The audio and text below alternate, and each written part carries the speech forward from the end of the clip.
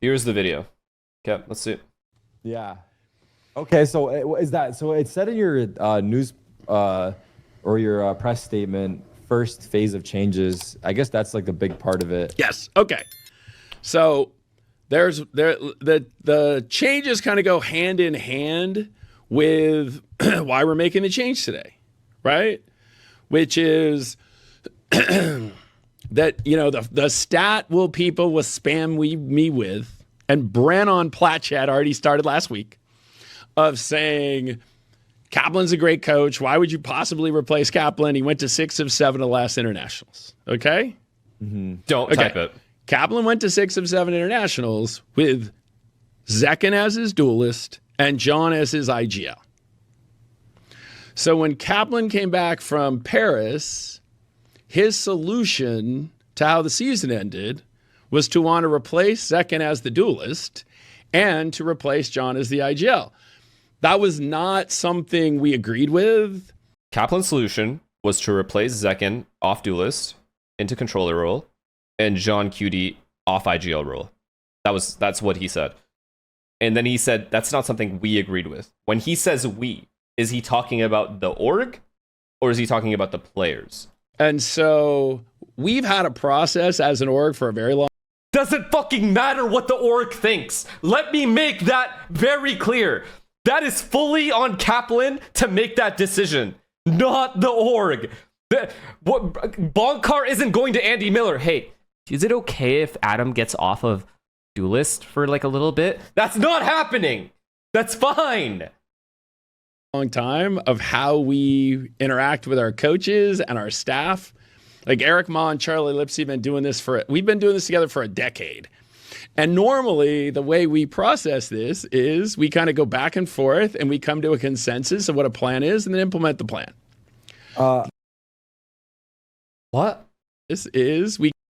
And normally the way we process this is we kind of go back and forth and we come to a consensus of what a plan is and then implement the plan. Wait, the org has say in how the players play the video game? Like what agent people are on, what role they're on? That is not normally.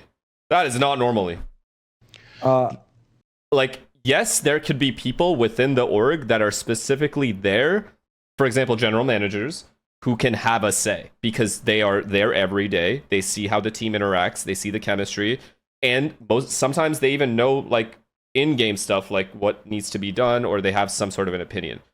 But everyone in the org, outside of everyone that's in the room playing every day, should not be able to make decisions like that. Or at the very least, they should have a very small opinion, if any opinion at all.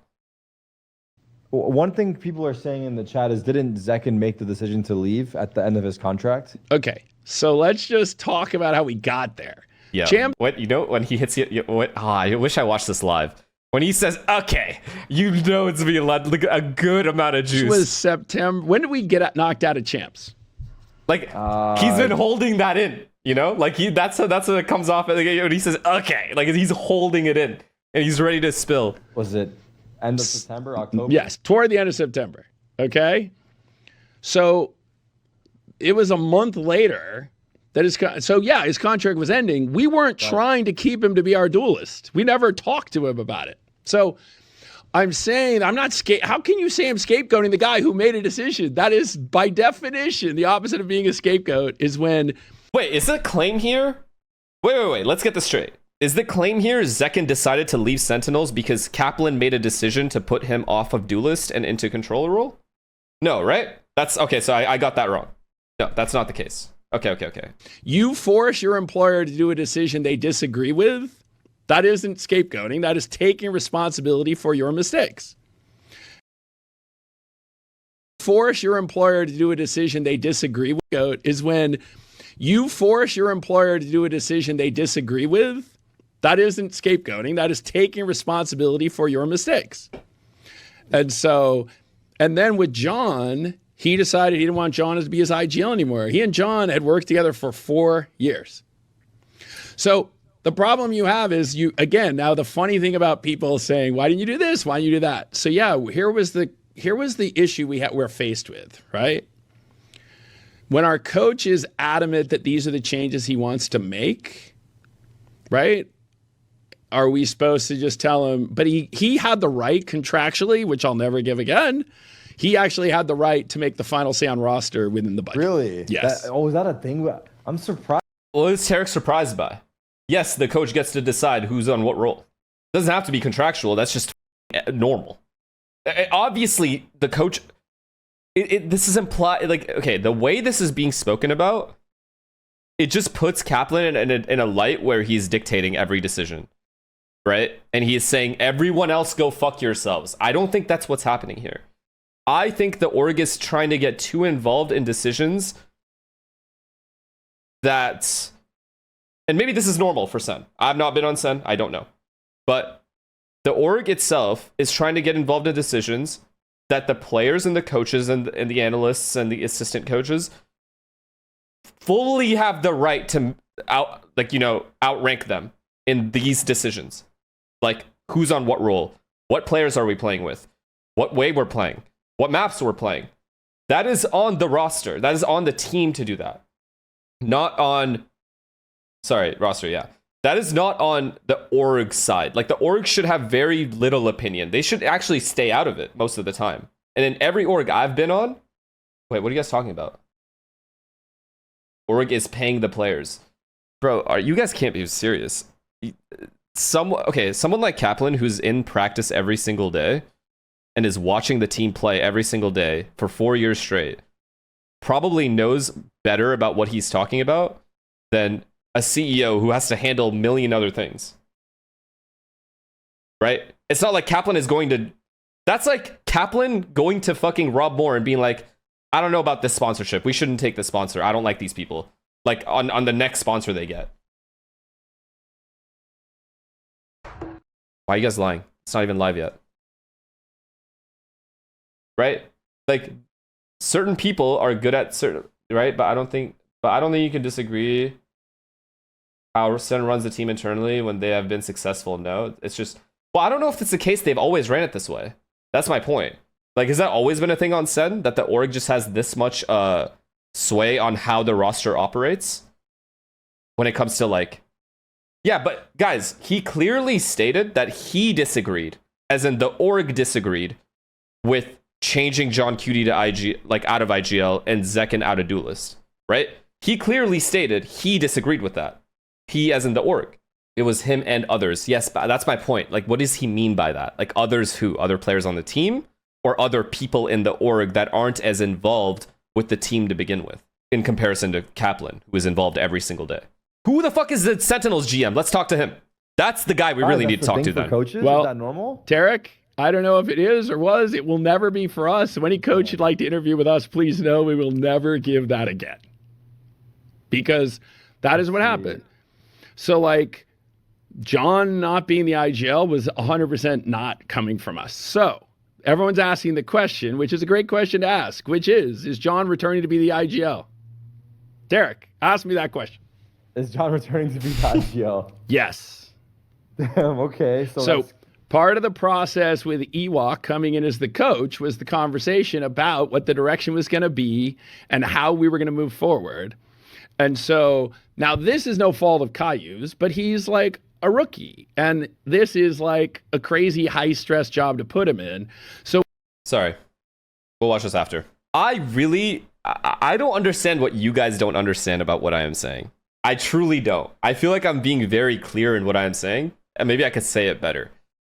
But like, the coach of a team, the person that's with them every single day, is supposed to have the final say on what happens with the roster internally. Whether that's roster changes, role changes, whatever. It's supposed to be that way. So what planet am I living on where the org is making those decisions or having a big say in those decisions even? Like, I love Rob Moore. Like, I've had multiple conversations with him. I fucking love this guy. He is so funny. However, I don't know what situation this is where I'm not siding with Kaplan 100%. Like, when it comes to this. And I'm just saying, Rob Moore's delivery here just comes off as it was org versus Kaplan. Right? Now, if Rob Moore clarified, even some of the players disagreed with Kaplan, that would give his argument a little bit more merit. But to just say I disagreed does not matter. That is not an argument. He did say that? Where? Literally everyone disagreed with Kaplan? Okay, let me know. Is this about to go live? So when people say, well, your roster isn't any good, why are you blaming Kaplan? It's like, well, this was Kaplan's roster, not the one we wanted. And so this was Kaplan's roster, not the one we wanted. Can you guys clarify that statement for me? What does that mean? They wanted star players, I guess. Yeah, because those just grow on trees, right? Who could they have gotten besides the players they did get? Like, was there other players they could have gotten, but then didn't get it? Or like, well, who? I don't understand why this stuff has to be said for one simple reason. Sentinels, all things considered, with the changes they had to make, had a solid run, man. Solid run. Like, who was hating on Sen for any of this to have been said? Yes, they did. They had a solid run for a new team. Of course they did. Bro, look at the competition in Americas. Look at the competition they had to face. They improved over all of their matches. Deadass. First thing that's happening is John is returning his IGL. And that is, as part of the conversations with Ewok and him joining us, is was the first step in like getting this going again, was John returning to be the IGL. Mm-hmm. So, like I said, it's unfortunate for Caillou, but you have a guy. So now we're back to those stats, right? We have a guy who has an IGL, went to 6 of 7 internationals and won the first one he went to. He was in tier 1. Oddly, he was in tier 1 in 2022, and then Ghost Gaming did not become part of partnership. And then Furia is a new team too. Okay, do you guys understand that some teams just insta-click and some teams don't, and most teams are not like gonna end up like Furia? That's just not how the game overall, any sport in anything works. Furia clicked. That's amazing for them. Sen will take a little bit longer, that's how it normally works, the way Sen is doing it. You know? And who knows, if Furia like bombs out here, then what, you're gonna start hating on Furia? Like, yeah, Furia had a great fucking run. They beat really good teams and they had an insane run. But 1, we don't know that's gonna stay that way, like consistently throughout the year. 2, most teams don't take that same path that Furia did. It's very rare to do what Furia did, which is why it's as amazing as it is. So the Sen run is a more logical, like, makes way more sense that they're going to take time to improve. You know what I mean? Bro, just pick up Som, Tenz, and Kane Zera. Why'd you sneak Kane in there? And yourself, for that matter. Kane, I'm not going to lie, is the future. Nah, Sam, stop. Have you spoken to Kane Zera and Ion at the same time? Have a conversation with them and then come back to me. Now, Sam, if I have both Ion and Kane on the same team, I'm going full Kaplan. You hear me? Am I right, Rob?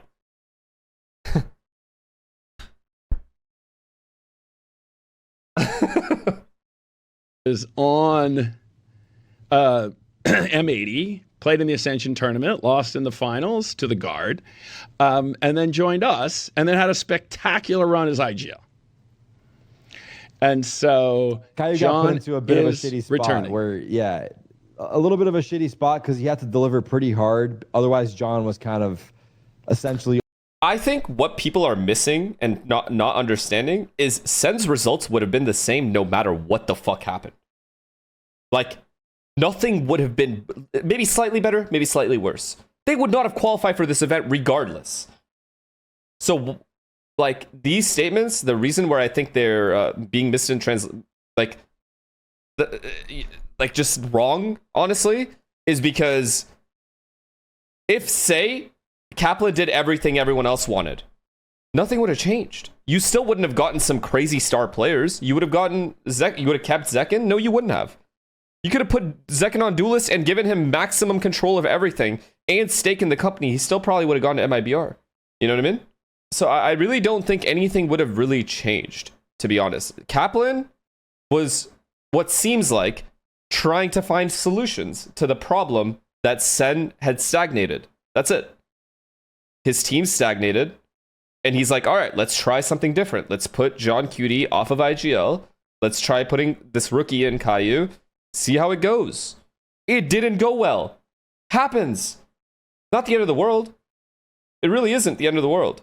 So nobody was, at least anyone logical was not blaming Sen for their performance.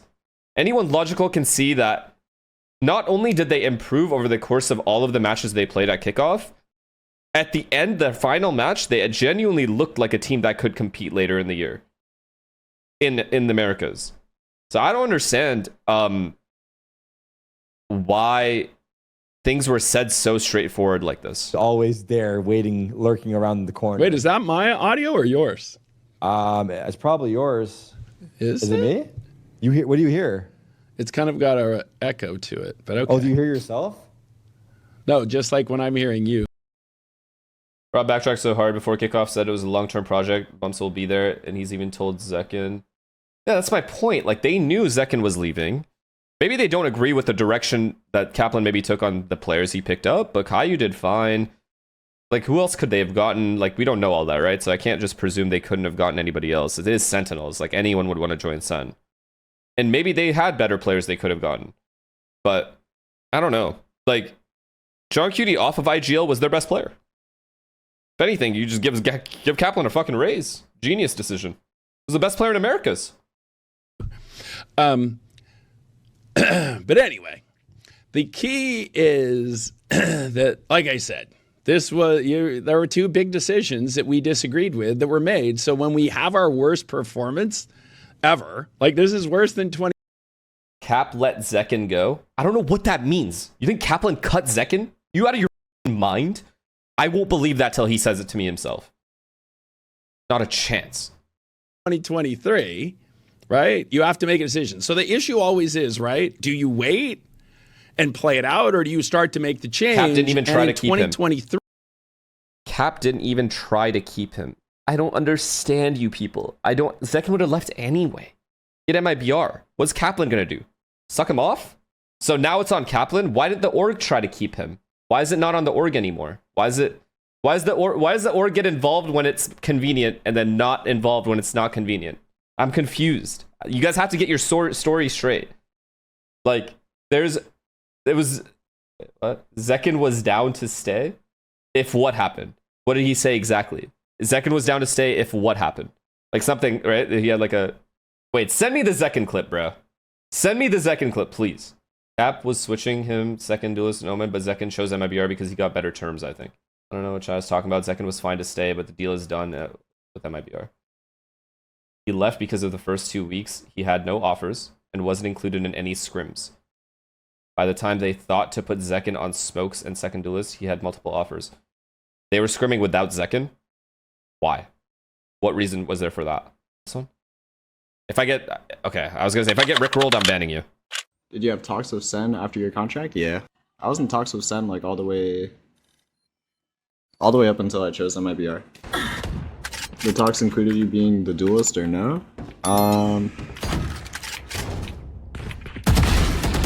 With Sen, Cap wanted me to be on like the Omen second duelist like flex. Right, because I assume they want to narrate on duelist, and obviously Kaplan wanted to change something because the team has stagnated. I'm with him so far. Role. And Zekken is the type of player that can play anything, realistically. Like, it's easy to assume he'd probably be able to play anything. So it's probably going to be Omen Yoru, like how MIBR has me. But, like, literally every team I talked to had me on either full-time controller or controller plus secondary duelist. So every team agreed with the way Kaplan wanted to do it. Let's choke them. Set for a role change no matter what. And I was down for it. It would have been the main duelist on Sen if that happened. I think narrate. I think narrate, he said. 3 down. 4 down. I did trials loud with as narrate on duelist and redux on duelist.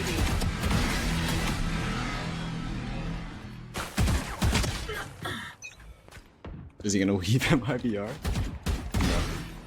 No. When does the juice come in? Is there any juice? Like, all of this sounds very normal right now. This is fine. Not only This is actually more proof that Kaplan's vision made sense. Every other team also wanted Zekken to trial for them on like controller / Yoru. It'd be the secondary duelist. So like what?